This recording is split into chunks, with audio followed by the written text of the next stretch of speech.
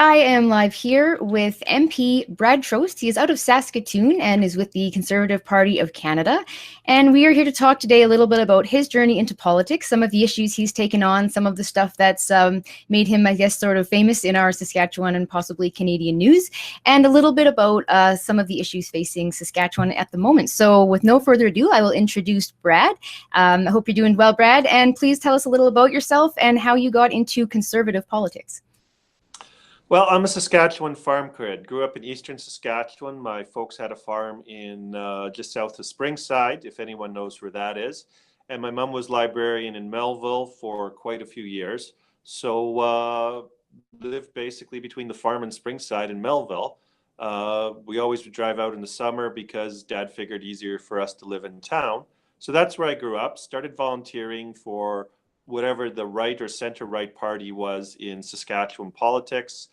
Back when I was 12 years old in the 1986 election was the first one I worked on. And from there, you know, one campaign after another, I kept volunteering. I ended up getting trained and working as a mining geophysicist. But, you know, with that sort of work, you work hard for 3-4 months and then you're off for a couple months. So did a lot of campaigning in between then. And all of a sudden, 2004, I became the Conservative candidate in the riding of Saskatoon-Humboldt and have been a member of Parliament in the House of Commons ever since. Excellent. So how old were you then when you first became a candidate, just out of curiosity? 6 weeks past my 30th birthday, I got elected. So ripe old age of 30. Yeah, right on. Sports, young for politics. Yeah, fair enough. For hockey, it's a whole different ball game, hey? So you've been involved since, you said 12. That's quite young. So I guess you've always had just a bit of a passion. Was this something in your family, or were there certain events that made you interested? To put this in context, when I was 6 years old, instead of, you know, playing other things with my Lego, I was playing elections. So that sort of says just how badly brought up I was. My family's always been on the political right of the Saskatchewan spectrum, with a real interest in social studies, history, government. No one in my family had ever run for office before I had. Often they would hold political memberships, vote in nominations, and you know, you could always count on the Trost family to put up election signs, drop off leaflets, do things like that. But you know, until I ran for a nomination, I don't know of anyone even going out to second cousins who would even run for office anywhere. So I was sort of the first to put my name forward.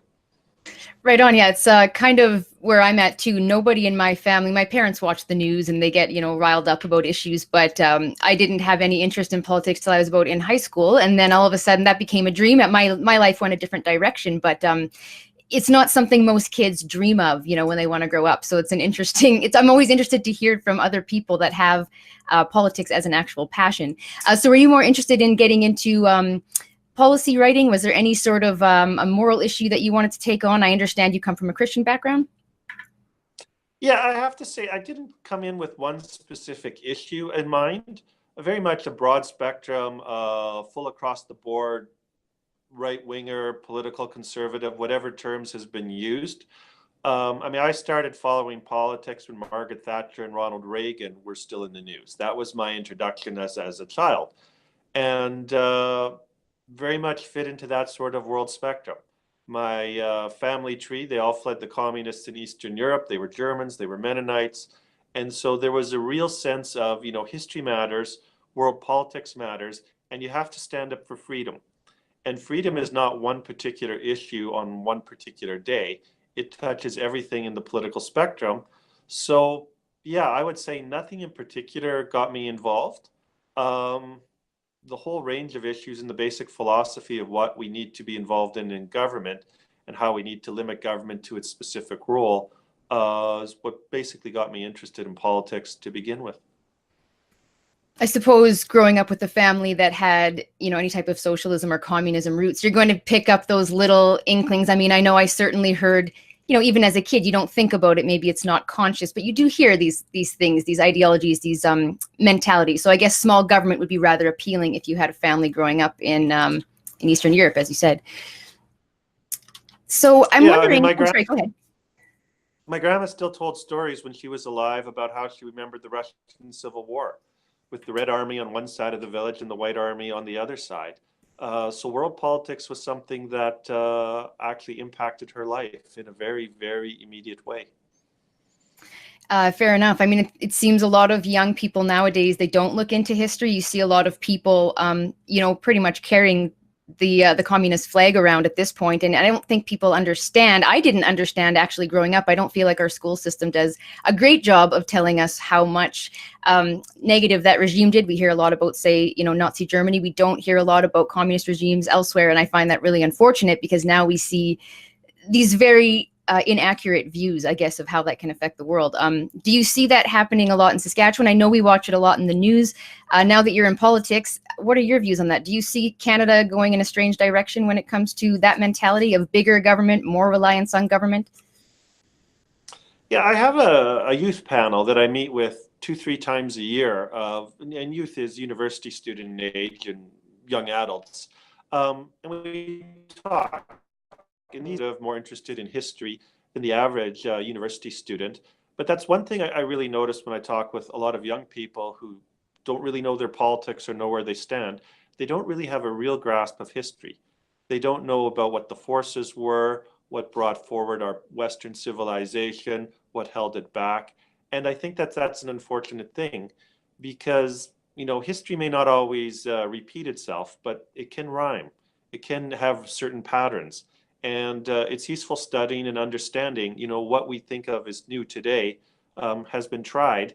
And I think that's one of the reasons young people should look at the conservative view of the world, because we very much value history and something you can learn from it. Socialism has not worked wherever it has been tried in the world. Venezuela is currently trying it, and look how well that's working. Breaking down the traditional family does not work, regardless of where it's been tried in the world. So all these things that are being put out as new and improved, they've been tried before. You can find it in history, and it doesn't work. So, that's one of the things I think our school system should maybe put a more of an emphasis on what used to be viewed as sort of traditional history. I know the criticism is it's male, it's pale, and it's, European centric. But let's face it, Canada was a British colony. English is our language. English literature, English history should be a part of what students study. Yes, absolutely. That's what I find. Even just coming back, I'm not sure if you've watched any of my content, but I was definitely what you would call a former leftist, politically and socially. And coming back around, I've definitely noticed that my ideology has certainly shifted. And the more that I learn, the more I come to understand this. And I do wish that people would pay more attention. Like you said, history doesn't always repeat itself, but human beings, well, we're very complex creatures, but we tend to have, sort of psychological patterns that can continue throughout the ages. It doesn't really matter what the time period is. So now, that all being said, you spoke at the Rebel Live, which is why I reached out to chat with you. I really appreciated, as I mentioned, your enthusiasm. I thought you were a great public speaker. You were very riveting to listen to, and you spoke about populism. So that kind of ties in as maybe a response to these sorts of political, I guess, as we move or shift in one way politically. How do you feel about populism? If you could just do a brief, explanation of where populism started, I found that fascinating. And do you think it's relevant in Canada given the direction we're heading? Yeah, I'll give the 2 minute of what I talked about in Calgary. Populism is a social phenomena that happens when people who are not part of the power structure feel they're being ignored by the governments, by whoever tends to be the opinion makers in their society, and reach out to create some new political entity to speak for them. It can be either right wing, left wing. It's a sociological phenomena that enters into politics. It's people who are saying, no one's listening to me. Can someone please speak for me and meet my needs? And these are people who usually don't have access to the normal levers of power through business, through established government or academic or other institutions. And North America in particular has seen several waves of populism. And certain cultures, it fits better. If you're from the prairies, particularly the rural prairies, but the prairies in general, your culture that you've grown up in, even without thinking about it, tends to be populist. We tend to accept our politicians from all walks of life. They don't have to have either gone to Oxford or Cambridge to be our leaders. They can be farmers, they can be people with grade 12, they can be anything. So populism can be both good and bad when it comes to policy outcomes. But it happens when people's needs are not being met and they look for someone to meet their needs. And coming from the prairies, I've seen good aspects of populism, the social credit in Alberta. As they rose from the Great Depression, they took a while to figure out what their policies were, but they led Alberta to massive prosperity. And I've seen not so good expressions of populism. Saskatchewan's NDP CCF, the NDP of today are not populist, but they do have that history. And it very much, in my opinion, held Saskatchewan back for many years, discouraged business, discouraged natural resource development. So it can be good or bad, but it's a force that just needs to be challenged, and people need to engage it.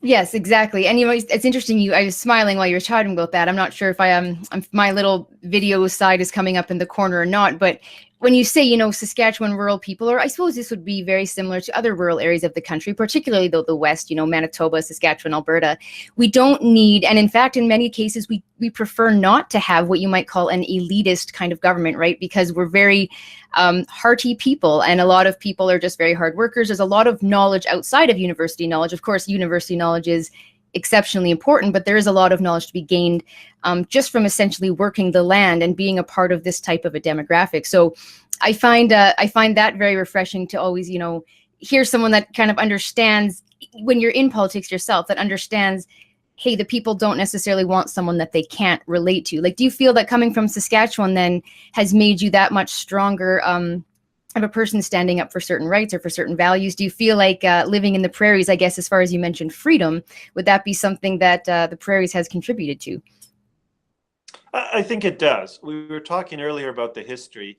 A large percentage of people who settled the prairies fled some negative situation in Europe, often the communists, maybe some form of a dictatorship or authoritarian government.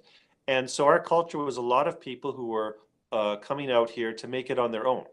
They were given a plot of land and they were told to go do something with it. No one gave them a handout. They just told them to go work hard. And so that created very much a sense of individual responsibility. It created a society without a real hierarchy to it. And that's, I like those traits. I mean, naturally, I'm comfortable with it because it's where I grew up. But I think a lot of people who grow up with it don't realize that not everyone in the rest of the world has that sense that we do, that you have a sense of participating in community and that you don't have to look up to your betters and you don't look down on other people as being below you. Large chunks of the world don't operate that way. So we should take advantage of it and frankly, bring that sort of attitude forward. We treat other people with respect, don't look down, don't look up. Try to bring the best of what you have and go for it. Pretty sure if those values were more common in politics or espoused more, that this world would be a better place, I would have to say. But I agree with you. I have a little more Saskatchewan pride than I ever did. I was, the kind of 20-something-year-old that traveled around Canada and felt that I didn't want to be at home. And I was out on the coast where it was a little more cool and neat and fun and hippie-like, and of course, coming back to so many of my roots, including my Christian faith, coming back home to the prairies was very much that sense of really understanding my people, my history, wanting to learn more about it. There is a hardiness. We are resilient just from harsh environmental conditions alone. A lot of people, even in the rest of Canada, don't experience for example, the cold that we experienced this past week here, up to -40. People don't even know.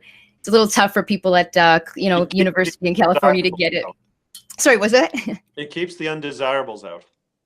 That's right. That's right. You can only stay here if you can hack it, right? It's like an initiation phase. So I'll kind of move away from populism. I'd like to know more, because part of why I wanted to chat with you is because you sort of have made a name for yourself in a few circles as being somewhat controversial. Now, of course, controversial nowadays just means that there's something that the media can grab onto, which I think we talked about before we went live. There's certainly anything can be controversial at this point. I am pretty tame, and I've been called every name in the book since I started this channel. I know a lot of it comes from your fairly fundamentalist, I guess you would say, Christian faith. So I'd like to dive into that, if you don't mind. First, it would be, I know that there's been some discussion about your thoughts on homosexuality and homosexual marriage.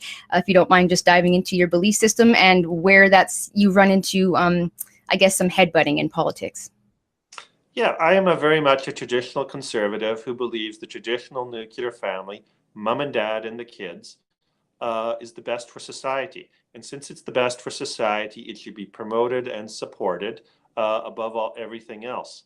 What that means in practical sense, marriage should be reserved between one man and one woman. Why? History has shown that that provides the most stability economically, socially, etc., throughout all of history for all societies. So it's something that should be promoted. So why would the government create new institutions and new rights and new things in things like homosexual marriage, which history has shown doesn't contribute to the broader society in the same way the traditional family was? So if you're homosexual, if you're gay, my view, that's your business. But when it comes to things like the family, that has an impact on the rest of society and what we need to promote. And this is not just having to do with people who are gay and how they relate to it, but with everyone. What we need to promote is stable marriages and do what we can. People have choices. We as the government shouldn't dictate people's choices, but we should promote what helps the rest of us in society, because marriage is about building trust, it's about building stability, and most of all, it's about providing for the next generation. And that is something science hasn't figured out any other way. You still need a man and a woman to have offspring. And so that's why we promote it as the best stable, and history is clear about it. That makes sense. So you come at it then, I guess, from both sort of a moral or religious standpoint, but also just from, it sounds like, a sort of a practical, historical, more societal context, in the sense that Yeah. you believe very strongly in the family unit for the overall good of humanity. Yeah, this is one of the things I think is important for a politician to argue or explain to voters. If a politician says, in my belief system, this is bad or good or whatever, the voter may or may not share that belief system. So even though if I'm with people of that similar belief system, I'll explain why in that belief system it matters. Say I'm in a Christian church, you'll explain why under Christianity it does. But for voters who are not Christian, naturally that's irrelevant. So as a politician who represents broader society, you need to have reasons why it's not just good for one belief system, but why it's good for the entirety of society. Public policy is about what's good for everyone, including people who don't share your belief system. So while I do share a Christian belief system, I don't put that argument forward unless I know people who I'm talking with are explicitly Christian and have that viewpoint. And, considering my riding and so forth, my guess is 20 to 25% of the riding has really no religious orientation. So why would I make a church-based pitch to them on these sorts of issues? Yeah, that makes complete sense. Actually, that really helped me to sort of answer a question in my head, because sadly, when a lot of people are being interviewed, people like yourself, other politicians, I saw Maxime Bernier being interviewed on CBC by, I can't remember her name, Vasa is her first name, and they focused in on whatever the moral topic is in society. In that case, it was sort of the gender theory that might be pushed in schools and SOGI and that sort of thing, or SOGI. And kind of zone in on it. And then they say, okay, well, what do you believe, and where are you at, and why do you believe this? And does this make you a bad person, is what they're trying to get to. Whereas instead of looking at what is your overall paradigm, how are your values and how are they shaped? Because what I'm hearing you say is, yes, okay, I'm a Christian, but that's not what makes your policy ideas, take shape. It's how you grew in a moral way, but you're only going to bring that out to people you can relate to. So your values are essentially strong enough and well-rooted enough that they can transcend these belief systems. Yeah, and I think this is one thing that it's useful for Christians or other people to explain. There's what they talk about for people who share their belief system and what there's good for the rest of society. They may be the same thing. Thou shalt not steal is a religious command, but the Civil Code of Canada and every other country in the world has prohibitions against theft. A lot of Christian churches teach their people don't smoke or use tobacco because it's wrong, hurting your body, etc., belongs to the Holy Spirit. But dealing with smoking and tobacco is very much a public health issue. Just talk to the Heart and Stroke Foundation. They don't show up with some theology to argue why one shouldn't smoke. And so you play those things back and forth. But religious groups also argue against poverty. I haven't heard too many politicians saying I can't touch the poverty issue because the Catholic Church is concerned about the poor. So, I mean, I think people need to be open and understand all issues can be approached from a broad secular basis or a broad across the board issue basis that affects people from a multitude of value systems. Yeah, I think that's important for, well, in your case in politics, of course, but I mean, even for someone like myself who's starting up a channel, trying to really relate and make a message palatable to various faiths. And for me, it's all about, just like you said, freedom and mutual respect. You know, you and I have similar backgrounds with religion, but we have slightly similar views on maybe certain social issues. But ultimately, we can talk, we can have respect for each other. And for me, I think that gets missed a lot, is people will zone in on Christianity or a religion or a belief system that they find offensive or whatever it is, and then they can't get out of that rut, and they can no longer see the broader picture. And if you do that as the speaker, you will lose a lot of your audience, right? You're going to push people away. So it's good advice. So in that sense, I mean, when it comes to something like, for example, just homosexual marriage, because it's something I know you've talked about in the past, are you sort of the position, like say Ben Shapiro, that maybe the government should just get out of the business of marriage altogether, more of almost like a libertarian viewpoint? No, I wouldn't go quite that far. And the reason I wouldn't is marriage was instituted and brought into civil institution for two specific reasons. First of all, and what continues to be the most important reason, was for protection of the next generation. You have to have some legal responsibility for offspring. No, not every marriage brings forth children, but there's an understanding implicit that a lot of marriages will, and one of the major reasons for people to get married is to have children. So the state and broader society has an interest in you having a stable way support system to raise your children. If you don't take care of your children, I as a taxpayer end up paying for it. So for that, that's one reason why the government still needs to have some support for traditional heterosexual marriage. The other very real reality, and again, gay marriage will never fit this, is there is very much differences between the genders. Someone said the biggest cultural differences in the world is not between one country's culture and another, it's between men's culture and women's culture. And as someone who's the dad of two little girls, boy, they think way differently than I do. And again, in the modern industrial area, it's not such a big issue, but often for protection of women, for stability. Historically, it's provided greater productivity for men who get married, more incentive, etc. All those things are also important. And when you get two people of the same gender, you don't get that ability to bridge the culture which marriage brings. Now, you may not need the government totally involved in that, but it does put some stability and some pressure. If you're going to get the blessing of society in marriage and some positive benefits from status, economics, etc., you need to take on the responsibilities, and society will put some pressure on it. Some through the legal system, some through just general societal pressure. But those are the two reasons why I wouldn't take marriage completely out of the realm of the state. That makes sense. It does affect the overall situation in the state, so to speak, right? That it makes sense to me. I can understand both positions. That's something I haven't decided my thoughts on. I'm just someone coming back of, like I said, such a different view. In many ways, I had a nihilistic view, and was, many people thought marriage, or think marriage is just a piece of paper and it doesn't matter. And a lot of people, especially my age, are opting not to bother. So for me to come back, I'm engaged as of Thanksgiving, and it's nice to. Right.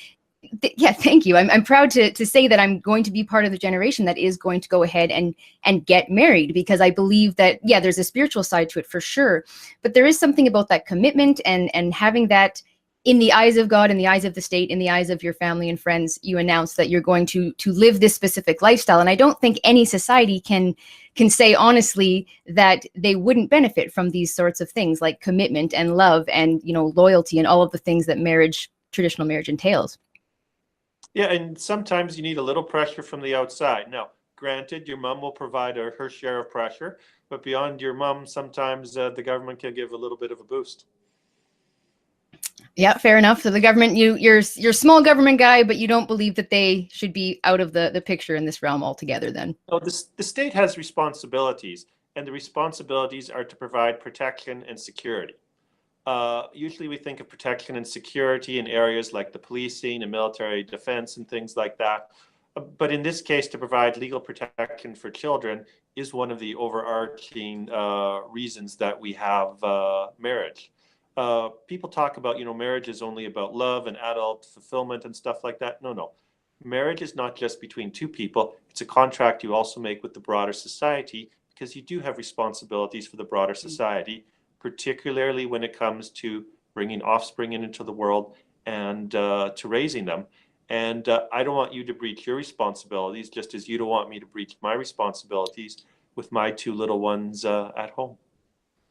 Yeah, that makes perfect sense. I appreciate your view on this. I could probably talk about the breakdown of the family values and the sort of social issues that are surrounding that in Canada. We could probably talk about that for a very long period of time, but I will keep this stream reasonably short, as I understand people's attention spans are probably getting shorter every day with social media at the helm. But I do like to give people an opportunity, especially if they've been called out like yourself on some of your views, to give that context, right? Because people are very narrow-minded, and if there's a certain right that they have in their mind, a right, a human right, whatever it is, an activist cause, it's very easy to just nail someone, and essentially crucify them socially or send them to the court of public opinion with no basis of, burden of proof of having to provide what that person actually believes. And so I do appreciate your perspective, because it's very broad and it gives a little more, meat and potatoes to the discussion. So I'm going to dive into the other issue that I like to issues in Canada. So there's one issue that is very separate from everything we just spoke of, but equally as controversial, if not more so, and that is something facing Saskatchewan and everywhere in Canada, which is the carbon tax, and of course the issue of climate change. And I understand you've taken some heat for your opinions on that, and I would love to hear, because you said you're a geophysicist. First, I would love to know kind of what that means, being a geophysicist, what you're trained in, just to lead into your understanding of this and where you come from a scientific level, and just your view on climate change. And we'll start there, and then we'll get into the carbon tax. Yeah, I was trained as a geophysicist from the University of Saskatchewan. That doesn't mean I have a PhD, doesn't mean I'm a climatologist. But what it does mean is I've had an interest in geology, I've had an interest in physics, and how shall we put this? I'm probably not as intimidated in dealing with the issue as I would say 99% of the population of the world. Because, even though I'm not an expert, nor pretending to be an expert in the subject, I have enough background in the subject matter that I feel confident enough to go read a little bit more than most people. And I've had access to university professors who are literally experts in the field. One of my sedimentology professors is well known to be a climate change skeptic. And yes, he is an expert in the field. Sedimentology is talking about the history of the earth, history of climate, things of that nature. So coming with that sort of background, I felt more confident in bucking what would be the consensus, which is, I think, more of a philosophical consensus than a scientific consensus. So I fit into the whole category that I do not believe that man-made climate change is a real and significant problem for the world right now. And in fact, we're wasting a lot of our environmental energies by going after that. So my perspective in the last Conservative leadership race was, look, why waste money on dealing on this issue? Why have a carbon tax? Why have a cap and trade, which is another form of carbon tax? Why have all these regulations which are being put in place, and they function as another form of tax as well? Why not concentrate on other environmental issues? We could do things to improve our water. There's other things with mine remediation. There's abandoned oil wells. If we are going to spend large sums of money on the environment, why not put it someplace where it actually will have positive real world impacts? So yeah, I would be considered the skeptic in Canadian politics. And, I don't see why we're even having this discussion other than it's a wealth redistribution scheme to take money from certain people and spend it on others. Yeah, I would tend to agree with you there. I didn't know how I felt about this, a couple of years ago. I have to admit, though, that when I took a position, for I guess believing in man-made climate change and for a carbon tax, I don't think I had nearly the education that I needed. And once I started learning, I quickly shifted to the idea that, yes, the environment's very important. I am, I suppose, what you could call a verified tree hugger, but I'm not an activist. I just care about the environment. I believe the earth sustains us. And as a Christian, that's part of it too, right? Believing that we have to take care of this beautiful earth that we have, and that it's our medicine, it's our food, it's our livelihood. But I also recognize that, well, first of all, we get lied to a lot when it comes down to trying to push a tax through. You're going to have people trying to tell you that you're a bad person if you don't buy into that. And that's what I find interesting. You said climate change, or man-made climate change skeptic, which is a far more accurate term, I feel, than what someone like, say, Catherine McKenna has called. She said something on Twitter recently about conservatives. Unlike Canadians, conservatives, are climate deniers and we don't care about our grandchildren and our grandchildren's grandchildren and so on. And I'm almost getting the impression, Brad, that you do actually care about the environment, but you think that maybe this is the wrong way to go. Am I right there?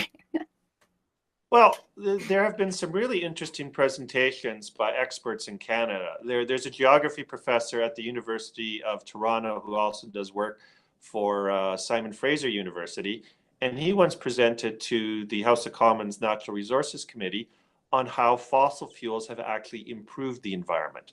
Because when you think about it, we can move food around the world because of fossil fuels.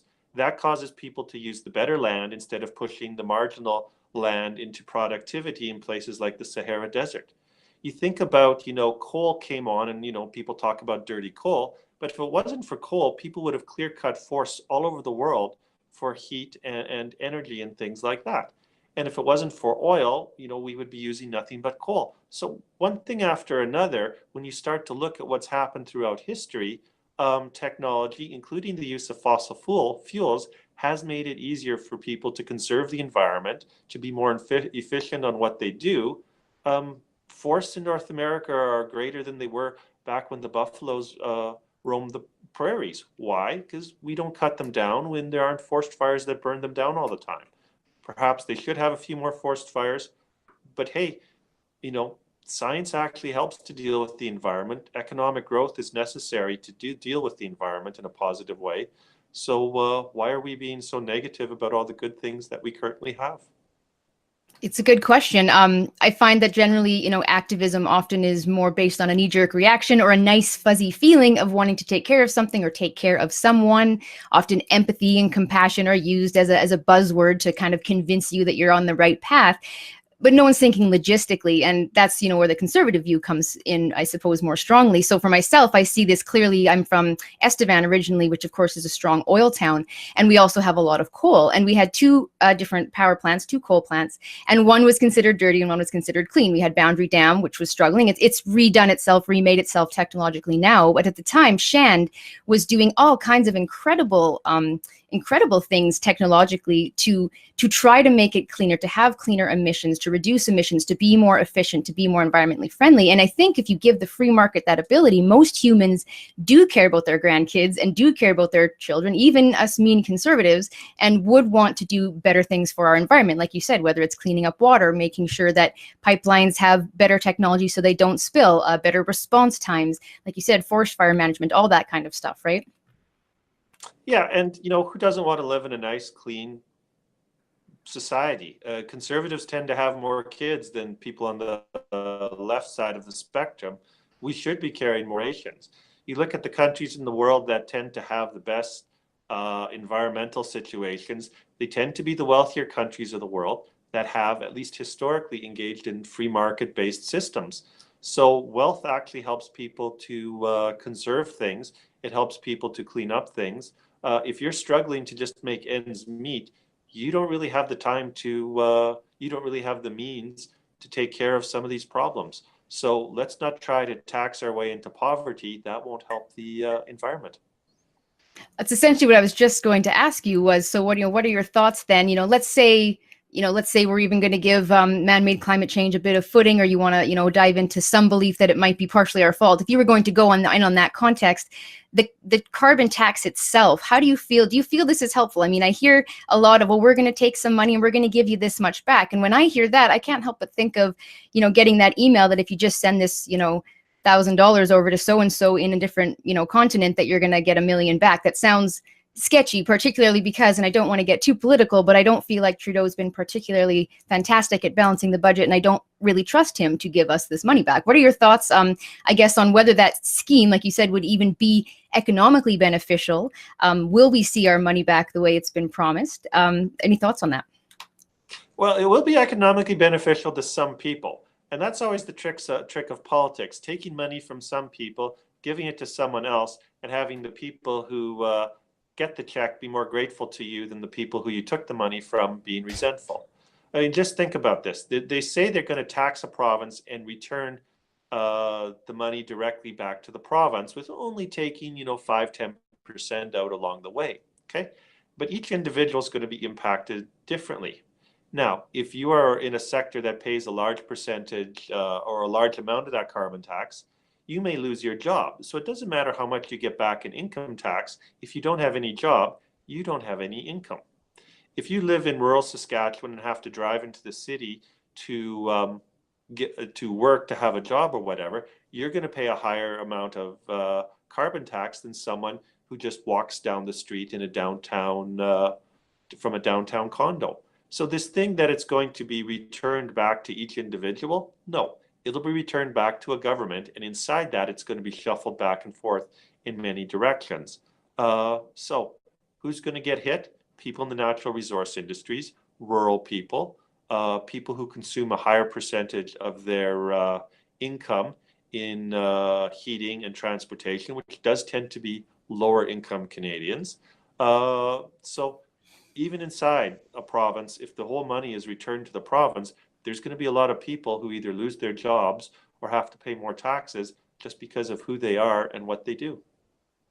Right, that makes sense. I've also heard it being used, the line that we are putting a tax on pollution. Now, what are your thoughts on that, pollution versus CO2? Well, that is making the assumption in the first place. Again, because I don't see the results out there as far as what they're claiming, I don't see it as the problem. I say, look, why don't we spend our money, if we're going to spend money on the environment, on some of these other problems that I've suggested? If you want to spend money to reduce the carbon footprint, instead of taxing, why not try to develop certain technologies? There's technologies out there to do nuclear reactions, thorium-based reactors, so that you don't have the problem of nuclear waste and nuclear weapons. Why not put together a fund between the European Union, Canada, the United States, each country individually, to actually develop those technologies? Natural gas burns a lot cleaner than coal. Why are we discouraging natural gas from being drilled and produced and exported from Canada?